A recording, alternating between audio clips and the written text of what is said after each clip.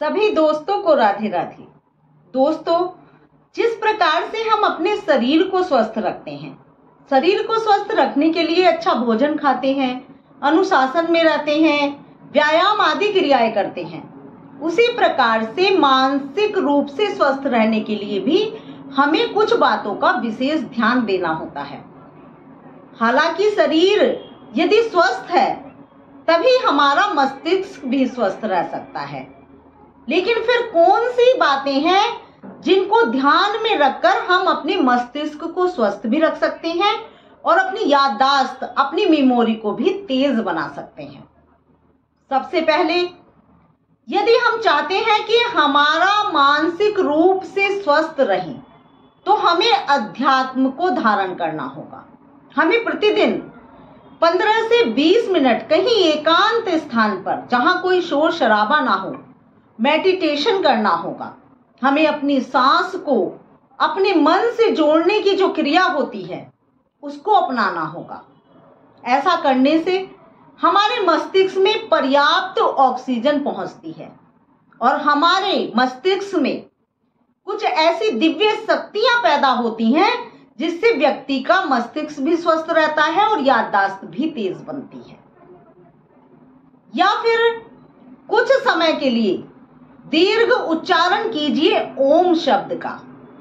जब हम प्रतिदिन ओम शब्द का उच्चारण करते हैं तो उसको करने से हमारे जो शरीर की मसल्स हैं उसमें वाइब्रेशन होता है और वो वाइब्रेशन हमारे मस्तिष्क तक पहुंचता है, जिससे कि हमारे मस्तिष्क में अच्छी क्रियाएं होती हैं। या फिर प्रतिदिन गायत्री मंत्र का जाप कीजिए, जो मंत्र सब मंत्रों में सर्वोच्च है। लंबे समय तक यदि गायत्री मंत्र का जाप किया जाए तो व्यक्ति की स्मरण शक्ति में बहुत वृद्धि होती है, उसका मस्तिष्क स्वस्थ बनता है।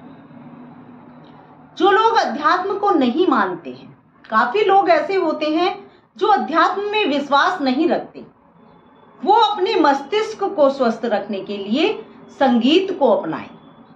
संगीत का और अध्यात्म का बहुत पुराना मेल है। आपने देखा होगा, जब हम किसी भी देवी देवता की तस्वीर को देखते हैं तो उनके हाथ में एक वादक यंत्र अवश्य होता है।